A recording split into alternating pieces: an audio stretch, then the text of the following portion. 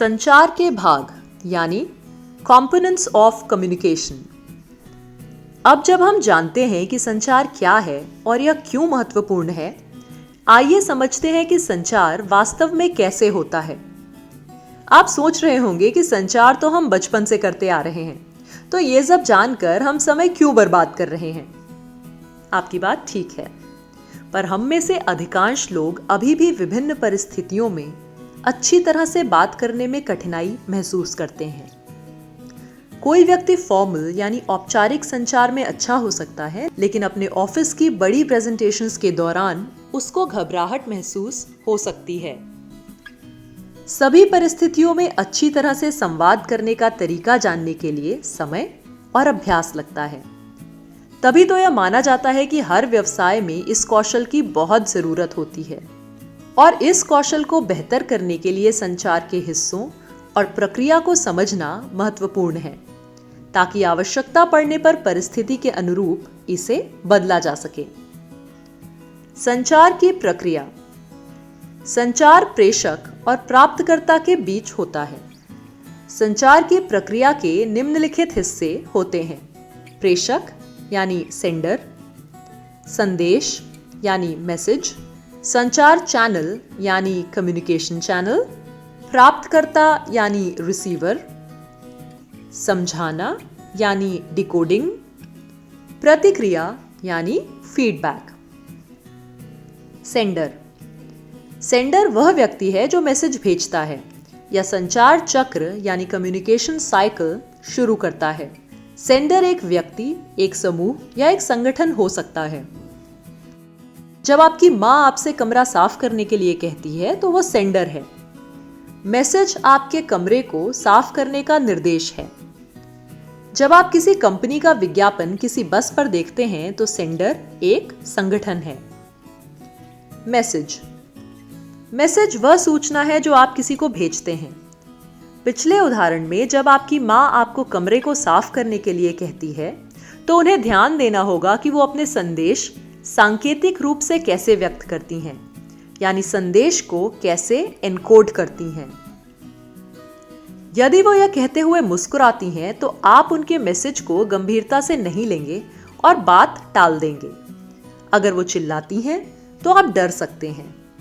उन्हें यह बात करने के लिए एक ऐसा तरीका ढूंढना होगा जिससे आप तुरंत अपना कमरा साफ कर लें। इसलिए यह महत्वपूर्ण है कि आप मैसेज को कैसे एनकोड करें। आप किस शब्द का उपयोग करते हैं, आप इसे कैसे या कितने वॉल्यूम में कहते हैं, आपके चेहरे के भाव आदि सब महत्वपूर्ण है। Communication channel.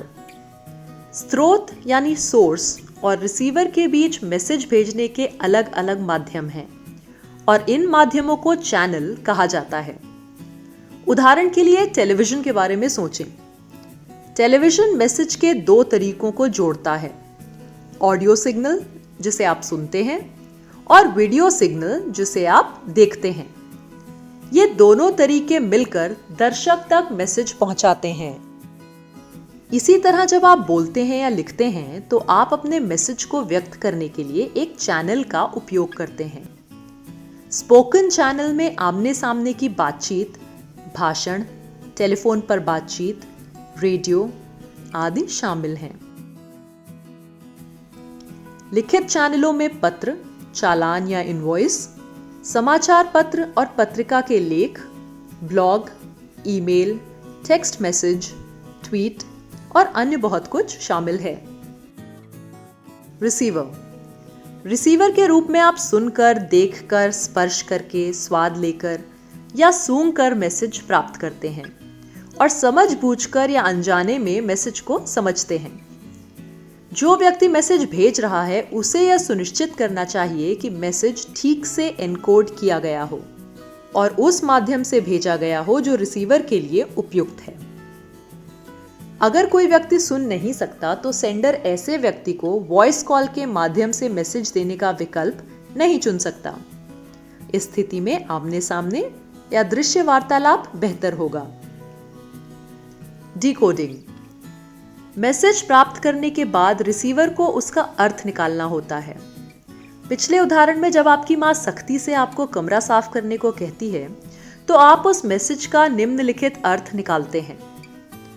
उनके कड़े शब्दों से आप समझ जाते हैं कि आपको अपना कमरा साफ करना ही होगा। उनकी आवाज के लहजे से आप समझ जाते हैं कि आप टालेंगे या उन्हें गंभीरता से नहीं लेंगे तो वह खुश नहीं होंगी।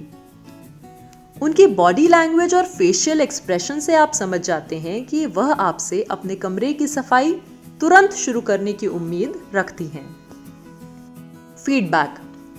फीडबैक वह प्रक्रिया है जिसमें रिसीवर और सेंडर यह सुनिश्चित करते हैं कि वो एक दूसरे को सही से समझें। फीडबैक उन मैसेज से बनता है जो रिसीवर सोर्स को वापस भेजता है। फीडबैक रिसीवर या दर्शकों को और जानकारी लेने, सहमति या असहमति दर्शाने आदि में मदद करता है। जैसे जैसे फीडबैक की मात्रा बढ़ती है, संचार की सटीकता भी बढ़ती है। रिसीवर द्वारा सेंडर के प्राप्त मैसेज का जवाब भी एन्कोडिंग, मैसेजिंग, सही कम्युनिकेशन चैनल के चयन आदि की प्रक्रिया से गुजरेगा।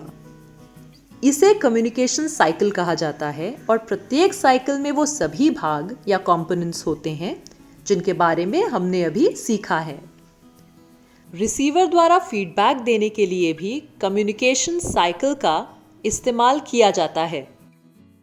अब जब आपको संचार के कंपोनेंट्स की अच्छी समझ हो गई है तो सोचें कि आप अपने मित्रों, शिक्षकों या साथी सहपाठियों के साथ अपने संचार को और बेहतर कैसे बना सकते हैं, चाहे वह संचार वर्बल हो, विजुअल या किसी और तरह का।